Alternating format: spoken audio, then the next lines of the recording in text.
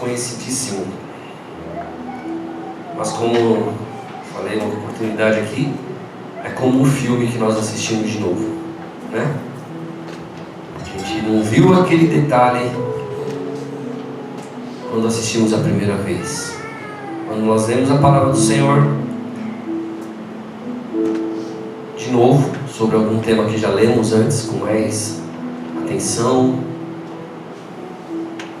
coração mais aberto, Ele nos revela algumas coisas a mais no mesmo trecho, né? Salmo 51. Abre aí a sua Bíblia, eu sei que trouxe.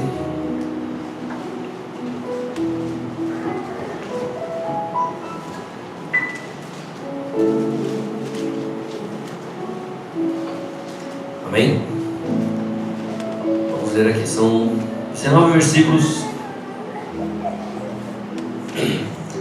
Salmo 51, para o mestre de música, Salmo de Davi, escrito quando o profeta Natan veio falar com Davi, depois que este cometeu adultério com Batseba. Tem misericórdia de mim, ó Deus, por teu amor, por tua grande compaixão, apaga as minhas transgressões. Lava-me de toda a minha culpa e purifica-me do meu pecado, pois eu mesmo reconheço minhas transgressões e o meu pecado sempre me persegue. Contra ti, só contra ti pequei e fiz o que tu reprovas, de modo que justa é a tua sentença e tens razão em condenar-me. Sei que sou pecador desde que nasci, sim, desde que me concebeu minha mãe. Sei que desejas a verdade no íntimo e no coração me ensinas a sabedoria. Purifica-me com hisopo e ficarei puro. Lava-me mais branco do que a neve serei. Faz-me ouvir de novo júbilo e alegria, e os ossos que esmagaste exultarão. Esconde o rosto dos meus pecados e apaga todas as minhas iniquidades. Cria em mim um coração puro, ó Deus, e renova dentro de mim um espírito estável. Não me expulses da tua presença, nem tires de mim o teu Espírito Santo, ou o teu Santo Espírito. Devolve-me a alegria da tua salvação e sustenta-me com um espírito pronto a obedecer. Então ensinarei os teus caminhos aos transgressores, para que os pecadores se voltem contra ti.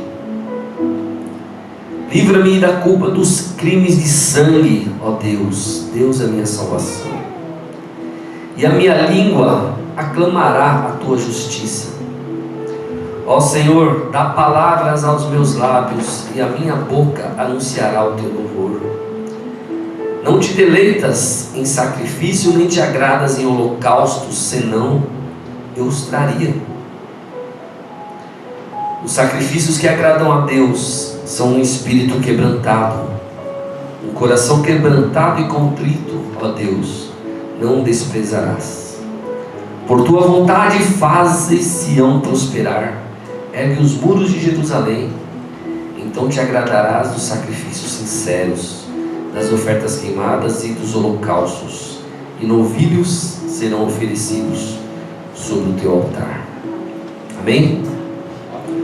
Queridos, Davi, quando ele escreveu esse salmo, ele estava numa situação assim de arrependimento, porque o contexto aqui diz que o profeta Natan foi até ele e contou uma história para ele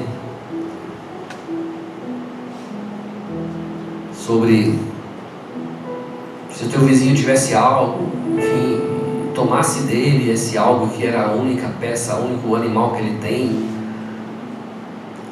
O que você acha que deveria acontecer com essa pessoa? que levou o único bem que essa outra pessoa tinha. Aí Davi se revoltou, falou: merece morrer, falou algo do tipo aí, não sei exatamente, não me recordo exatamente o teor da conversa, mas ele citou essa situação, e Davi, né, foi contra aquilo, falou: se fosse comigo eu mataria. Aí Natan revelou para ele: pois você, ó rei, fizeste algo semelhante quando você tomou a mulher de Urias, Betseba, quando você fez toda aquela situação e desejou aquela mulher e sabia que ela era mulher de um capitão seu que estava na guerra, e depois que cometeu o pecado, a palavra de Deus diz que ele fez situações para colocar aquele capitão na frente da batalha, para aquele capitão morrer, né? E depois a criança morreu, enfim, uma sucessão de coisas ruins aconteceu por causa de uma atitude errada de Davi. E ele foi confrontado ali com a palavra de Natan. Então Natan sabia do que estava acontecendo, e a palavra de Deus fala que ele se arrependeu, e ele tem um coração, segundo a palavra de Deus relata, Davi tem um coração segundo a vontade de Deus, um coração bom. E ele escreveu esse salmo nessa situação de arrependimento, depois de ter praticado esse adultério e ter cometido um assassinato, não pelas próprias mãos, mas ele foi o mentor e arranjou tudo ali para que houvesse um assassinato. Só que esse arrependimento dele não foi porque Natan soube, Deus revelou para Natan e de repente os mais próximos deles ficariam sabendo do que o Davi fez, talvez seus filhos: olha meu pai, que coisa errada que ele fez, os empregados do palácio. Ele ia ser colocado ali como um rei que fez algo errado. Ele não estava preocupado com isso, porque ele se virou para Deus e ele falou aquele, no versículo,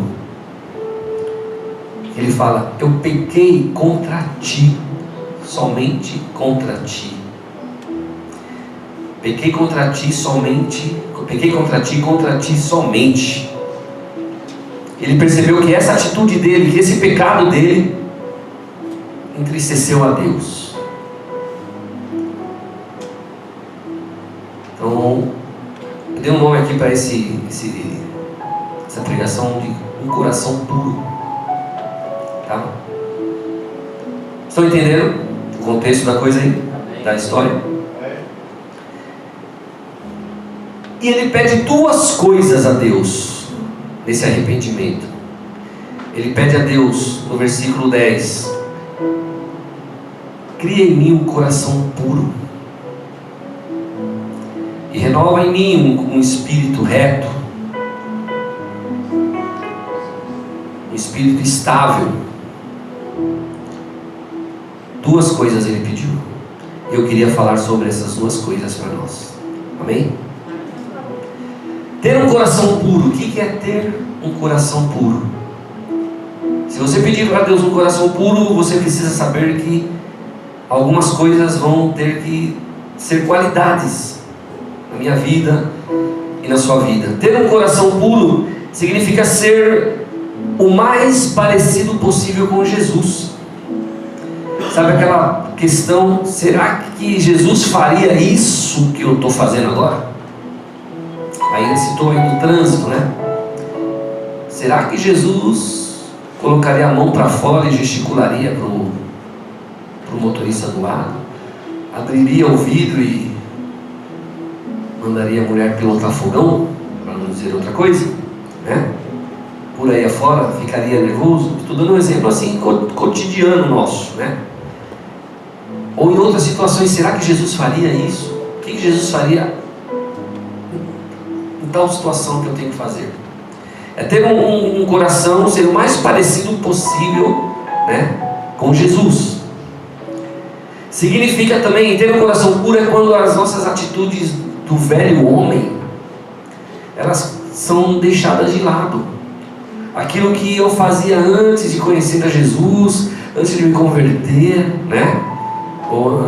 Conhecer a Jesus, eu dando o meu exemplo, eu conheço a Jesus desde quando nasci, que eu nasci no berço, mas chegou uma hora da minha vida que aí eu passei a encarar a coisa de ser um cristão mesmo.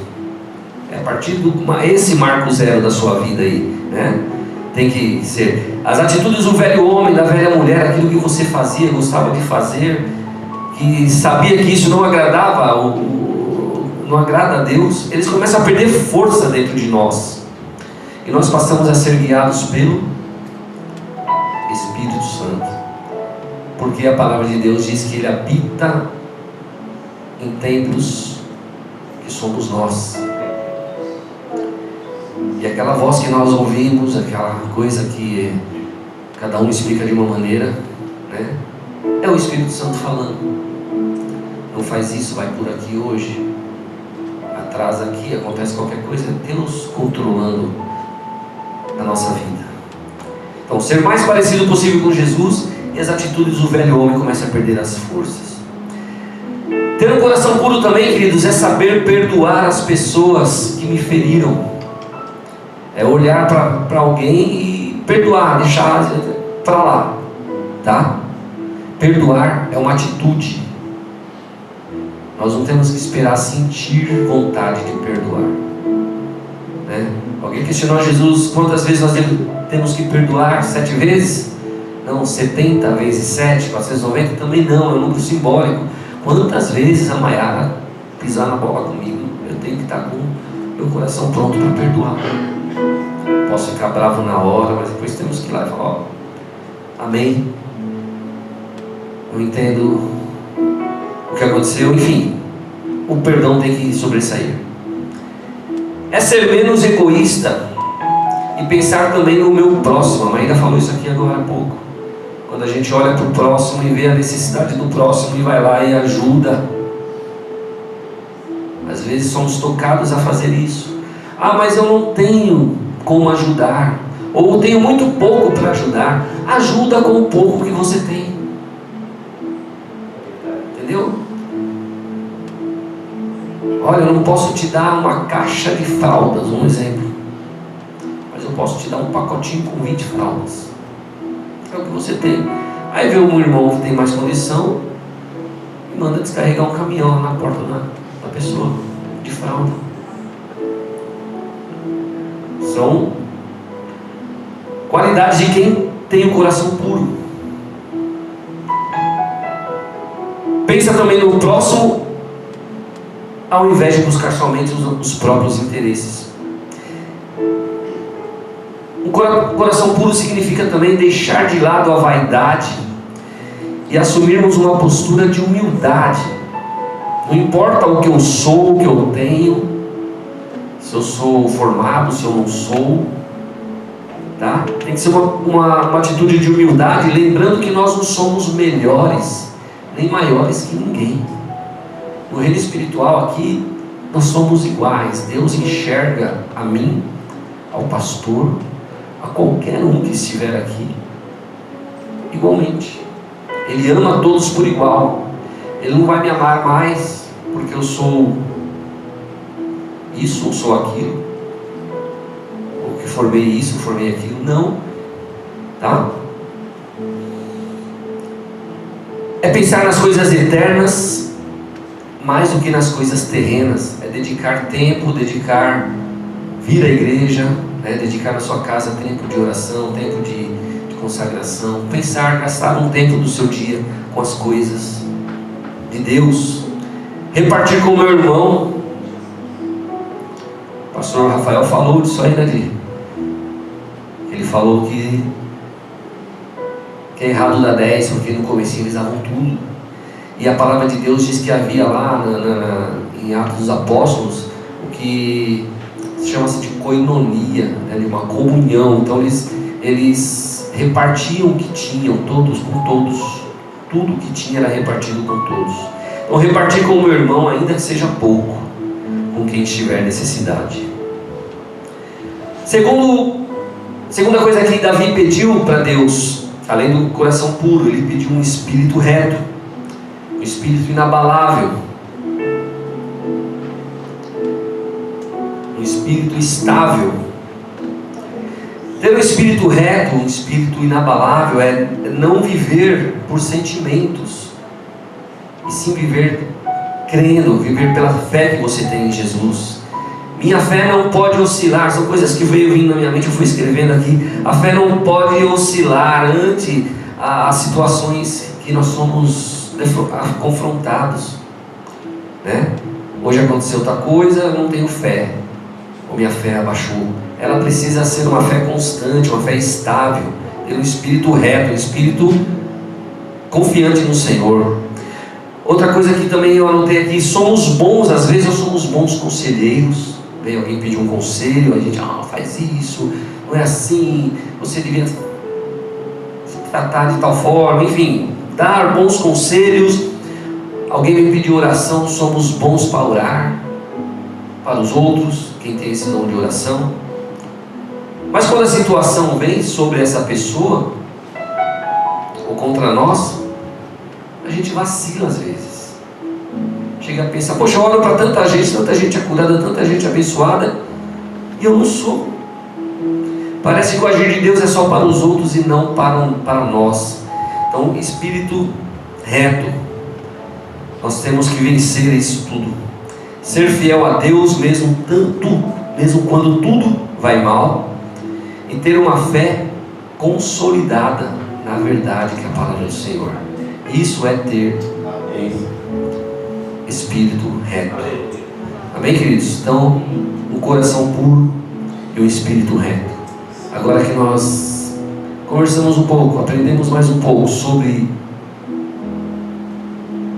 esses, não sei como chamar, esse presente de Deus para nós,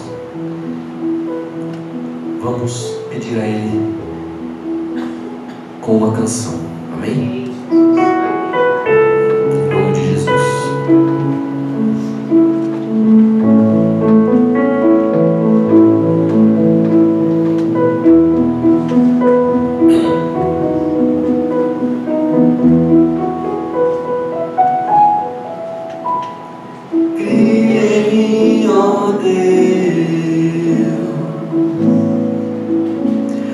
Coração inclinado.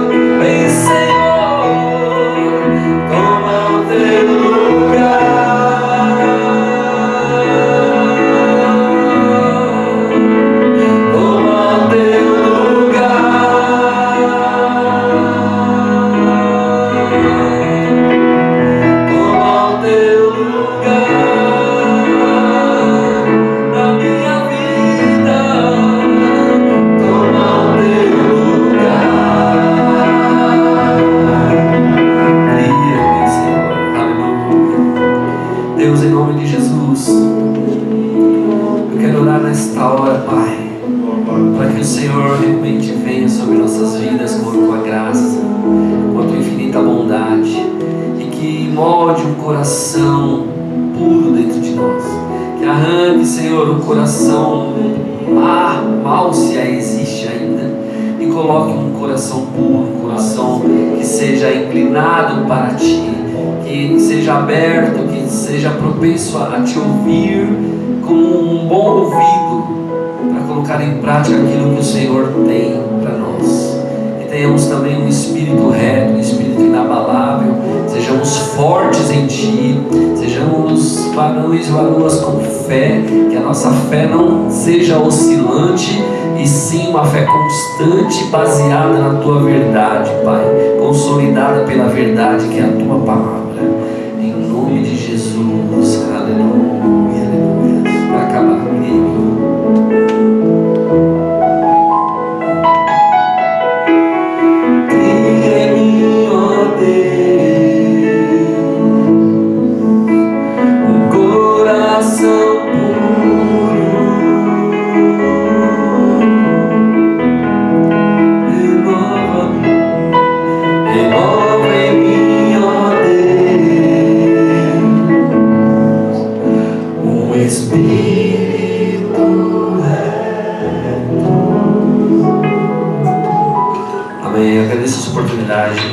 em nome do Senhor Jesus. Passa a palavra ao pastor. Glória a Deus.